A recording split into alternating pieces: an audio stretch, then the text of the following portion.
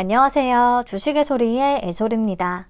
네, 노브랜드가 일찌감치 수요 예측 결과를 발표를 해줬네요. 기업 내용부터 수요 예측까지 해서 쭉 한 번에 살펴보도록 하겠습니다.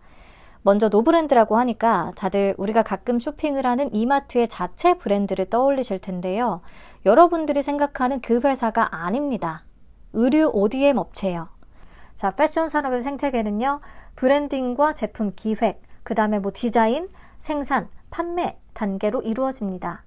여기서 생산만 맡아서 대신해주는 회사는 OEM, 주문자 위탁 생산이라고 하고요. ODM은 고객사의 브랜드에 맞춰서 스스로 디자인을 하고 생산까지 참여하는 것을 얘기합니다. 노브랜드는 이 ODM이면서 독자적인 디자인 역량을 바탕으로 기획 단계에도 참여를 하는 디자인 플랫폼 기업이다라는 것이 회사 측의 설명이자 투자 포인트로 강조하고 있는 부분이라고 확인을 할 수가 있었어요. 자, 일반적인 ODM의 경우에 디자인 샘플의 승인이 떨어지면 그 뒤에 원단을 구매해서 생산하는 과정으로 사업을 진행을 하는데요. 노브랜드가 표방하는 디자인 플랫폼 하우스는 디자인과 소재를 고객사에 먼저 회사 측에서 제안을 하는 기획 총괄의 역할까지도 맡는다라는 설명입니다. 이를 바탕으로 타겟이나 월마트 등의 대형 할인점 브랜드와 또 갭이나 H&M 같은 글로벌 스파 브랜드, 그리고 알렉산더 왕 이런 디자이너 브랜드까지 풀 라인업 고객사를 보유하고 있다는 게 회사 측의 장점이라고 할 수가 있어요. 근데 솔직히요, 이렇게 자체적인 브랜딩 능력이나 기획 역량, 개발 역량, 그리고 디자인 역량을 갖췄다라고 내세우는 건 모든 산업의 ODM 업체들이 상장을 할 때 강조하는 포인트였어요. 작년 말에 상장을 했던 아웃도어 ODM, 동인기현이라는 회사도 그랬고요. 연질 캡슐 알약을 만드는 ODM, RP바이오도 그랬고, 색조 화장품 ODM, CNC 인터내셔널, 펫푸드 ODM, OSP. 제가 우선 생각나는 기업들 위주로 작성을 하긴 했는데 찾아보시면 다들 마찬가지 이야기를 했을 겁니다. 그래서 저는 이게 노브랜드만의 엄청나게 차별화된 그런 의류 ODM 업체로서의 역량이라는 생각은 안 들었어요. 더군다나 실적을 보면 매년 4천억 원 이상의 매출을 기록해주고 있기는 하지만 약간의 업다운은 존재하거든요. 코로나19 이후 22년에 빠르게 매출이 증가했지만 23년에는 또 다시 실적이 급감했습니다. 특히나 순이익이 8억 원대로 내려앉았고요. 그래서 조금 안정적인 느낌이라든지 성장에 대한 기대는 덜할 수밖에 없는 것 같습니다. 자, 그러다 보니까 가장 큰 문제는요, 가장 최근 연도의 단기 순이익을 기준으로 평가시가총액을 계산을 하자니 원하는 밸류를 절대 얻을 수가 없었을 겁니다. 그랬더니 갑자기 가치평가 방식을 PBR로 변경을 했거든요. PER에서 PBR로. PBR은 순자산 대비해서 시가총액이 몇 배인지를 나타내는 지표이기 때문에 순자산이 그만큼 중요한 금융업, 주로 은행에 쓰이거나 고정자산의 비중이 크면서 사이클이 좀 있는 조선업에서 주로 쓰이는 지표입니다. 누가 이런 소비재 섹터인 의류산업에 PBR을 적용을 하냐는 거죠. 결국에 밸류를 지켜내기 위해서 좀 말도 안 되는 방법을 썼다라는 생각이 충분히 들 수 있는 부분입니다. 근데 그래도 다행이라고 생각하는 부분은 공개된 24년 1분기 가결산 실적을 보니까요, 순이익이 78억 원으로 빠르게 회복한 것으로 보이기는 하더라고요. 가결산 실적이기는 하지만 완전히 말도 안 되는 거짓말을 하지는 않았을 거라고 한번 믿어보겠습니다. 자, 그러면 노브랜드의 1분기 연환산 순이익을 기준으로 공모가 상단 펄을 계산을 하면 2.89배로 계산이 됐었거든요. 그러면 한세실업이나 태평양물산, 영업무역 이런 비교 기업들 대비해서 퍼가 아주 높은 건 아니다. 그렇기 때문에 PBR로 평가한 것이 정말 마음에 안 들긴 하지만 비교적 가격 부담은 덜하다라고 받아들여질 수가 있겠다라는 생각이 들었습니다. 네, 그럼 넘어가서 수요 예측 결과 바로 한번 확인을 해볼게요. 경쟁률은 1075.61대 1을 기록을 했고요. 2044개의 기관이 참여했습니다. 참여 건수는 ICTK나 코칩, 민테크, D&D 파마텍 등등 대여를 제외한 최근 종목들에 비해서는 확실히 좀 낮은 수준이기는 한데 경쟁률이 1000대 1을 넘어서 굉장히 높아 보이는 감이 있죠. 요거는 공모 규모가 아무래도 좀 작은 영향이 있긴 하겠고요. 비슷한 규모의 오상헬스케어나 스튜디오 3위과 비교를 해서 보면 무난하게 참여도가 높긴 합니다. 특히나 이 중에서 스튜디오 사믹이 노브랜드와 비슷한 느낌으로 회사 자체에 대한 기대보다는 사이즈 매력이 부각됐던 공모주였거든요. 스튜디오 사믹보다 참여한 금액이나 평균 참여 금액이 높기 때문에 기관들도 규모를 보고서 꽤 적극적으로 참여했다라고 확인을 해볼 수가 있겠습니다. 넘어가서 신청 가격 분포표 보시죠. 공모가 밴드는 8,700원에서 11,000원을 제시했는데요. 요즘 분위기를 좀 고려해서 상단 초과가 없었으면 좋겠다. 내심 생각을 하긴 했지만 참여 기관 중에 7개를 제외하고는 모두 상단 초과에 참여를 한 모습입니다. 특히나 대부분이 14,000원 이상을 써냈습니다. 이게 어쩔 수가 없어요. 이런 상황에서 어느 특정 기관들이 소신 있게 11,000원을 써낸다? 그러면 아예 배정을 못 받게 되잖아요. 그러니까 눈치를 보면서라도 올렸을 수밖에 없는 형국인 거죠. 한 번쯤은 이 기관들끼리 회의를 통해서 지금의 이 사태를 해결하기 위해 힘을 한번 모아야 하지 않을까 싶습니다. 네, 결국에 공모가는 상단을 27.27% 초과한 14,000원에 확정이 돼버렸네요. 하지만 의무보유 확약 비율은 어떨까요? 네, 건수 기준으로 3.57%, 수량 기준 4.51%밖에 안 됩니다. 역시나 다들 받아서 빨리 정리를 해야겠다라는 생각을 하고 있는 거고요. 우리도 그렇다면 마찬가지로 접근을 해야겠죠. 그래서 수요 예측 결과는 보통의 수준이다, 종합적으로 보통이다 라고 보시는 게 맞겠습니다. 그러면 공모 개요 다시 체크하고 갈게요.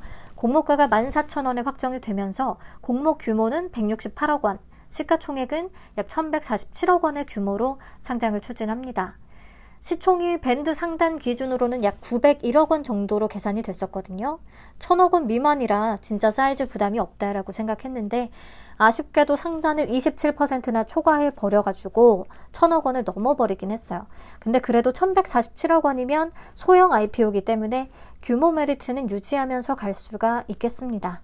청약은 13일부터 14일까지 진행되고요. 환불은 중간에 부처님 오신 날이 껴있어서 3일이 소요됩니다. 상장은 5월 23일 단독 일정이고요. 삼성증권의 단독 주관이고 최소 청약 수량은 20주입니다. 신주 모집 100%로 진행되고 우리사주 조합에 배정된 물량은 없습니다. 네, 상장 즉시 유통 가능한 물량 확인을 해볼게요. 상장 예정 주식 수의 22.74%에 해당하는 수준이니까 많지가 않습니다. 20%대 초반. 그리고 금액으로 계산을 하면 약 261억 원. 상단 초과에도 200억 원대를 유지할 수 있는 건 다행이고요. 기존 주주 비율은 8.09%로 많진 않습니다. 자, 기존 주주는 최대 주주인 김기표, 그리고 윤재훈, 기타 기존 주주로 구성이 되어 있는데요. 최대 주주는 웬만하면 자발적으로라도 보호예수에 참여를 해줄 텐데, 동참해줄 텐데 어떻게 된 게 상장일 바로 유통이 가능하네요. 자, 아무튼 회사의 유상증자 발행가액을 좀 참고해서 봤을 때 공모가 14,000원은 2015년과 2020년 투자 단가와 동일하다고 보시면 되겠습니다. 2020년의 투자 단가는 18,688원이긴 한데 이게 전환 우선주와 전환사채의 전환가액이거든요. 바로 뒤에서 다시 얘기를 하겠지만 리픽싱 조건이 걸려 있어서요. 전환가액은 14,000원, 공모가까지 낮아지게 돼요. 그래서 발행 단가는 18,688원이었지만 전환가액은 14,000원이 될 거다라고 알고 계시면 되겠습니다. 그래서 기존 주주의 투자 단가는요. 공모가보다 훨씬 아래인 것들도 있기는 하지만 2015년, 2020년의 단가와 동일하다는 부분에서 그나마 부담을 좀 덜 느낄 수는 있을 것 같고요. 잠깐 얘기를 했듯이 미전환 전환 우선주가 있습니다. 전환가액이 18,688원으로 공모가보다 오히려 높았는데요. 이런 경우에는 전환가액이 공모가로 조정이 된다라는 조건이 붙었습니다. 그래서 14,000원이 될 거고요. 이때 보통주로 전환될 수 있는 주식수는 71만 4,285주, 상장 주식 총수의 8.72%에 해당하는 수준입니다. 그리고 미상환 전환사채도 있어요.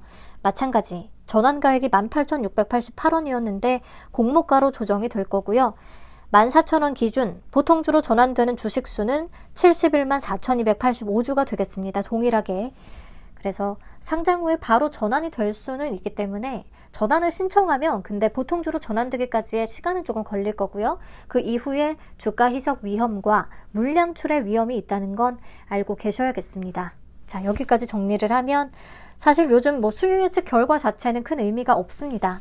경쟁률, 가격 분포표 매 한 가지고요.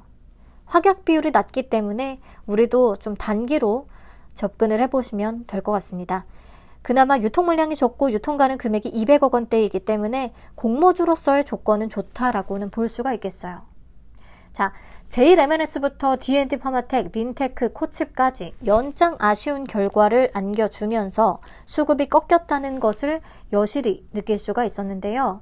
LCD 현대마린이 상장일에 생각보다 오후장 흐름이 더 좋았고 다음 날에도 급등이 나와주면서 19만 5천 원까지 좀 찍었었죠. 그래서 작년 에코프로 머티리얼즈 때처럼 이 종목이 분위기를 약간은 반전시켜줬으면 하는 바람이 있기는 한데요. 그거는 17일에 상장하는 ICTK부터 해서 좀 지켜볼 필요는 있겠고요. 왜냐하면 대여급들은 좀 예외적인 케이스, 패시브 자금 유입이 기대된다는 뭐 그런 부분이 또 따로 있기 때문에 네, 그래서 아직은 좀 보수적으로 보긴 해야겠고요.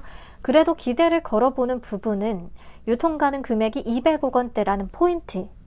지금까지 유통시총 200억 원대 종목을 쭉 살펴보면 상장일에 수급이 좋았던 최근에는 대부분이 200% 이상을 찍었었어요.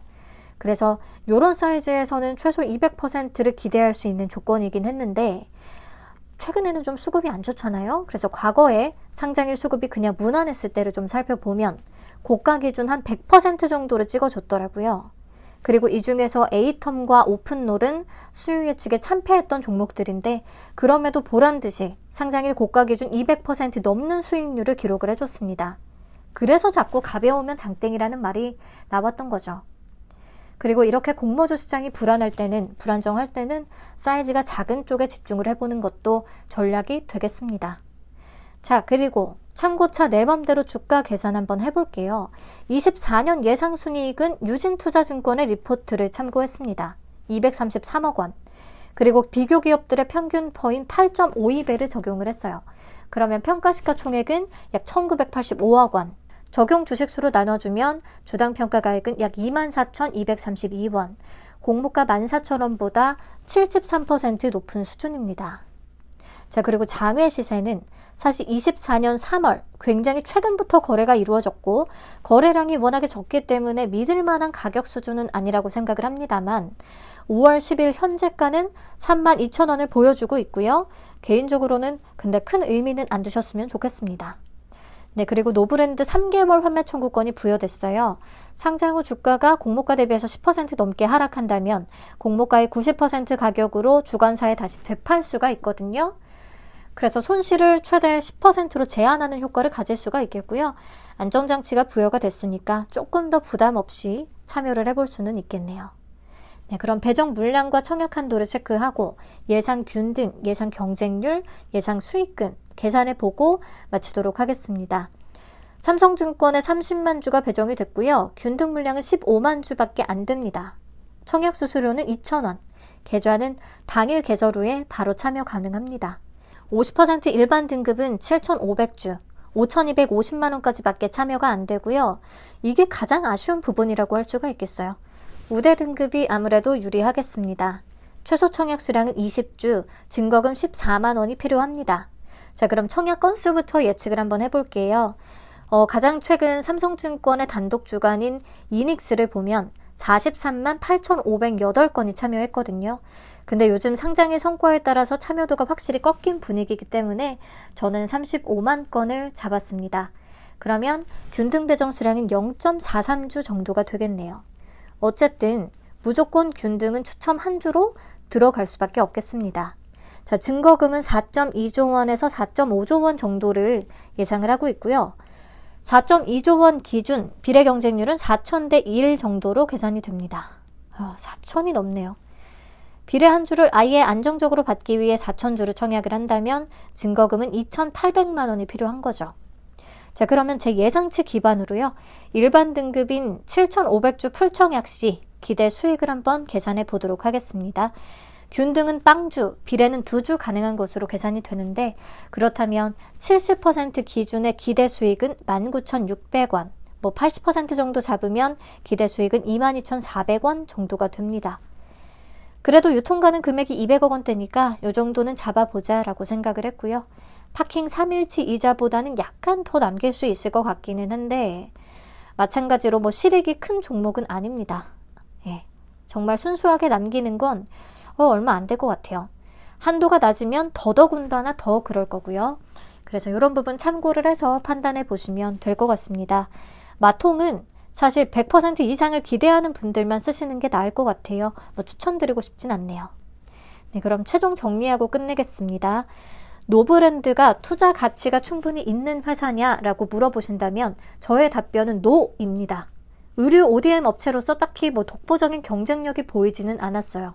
그리고 23년 4분기 실적이 급감했던 것도 우려되는 요소이기는 하고요. 이에 따라서 공모가를 산정할 때 PBR을 쓴 것도 마음에 정말 안 듭니다. 그럼에도 공모주로 접근을 해봤을 때는 비교적 규모 메리트가 최근 종목들에 비해서는 확실하고 3개월 환매 청구권이 붙었기 때문에 해볼만 하다라고 생각은 하고 있어요.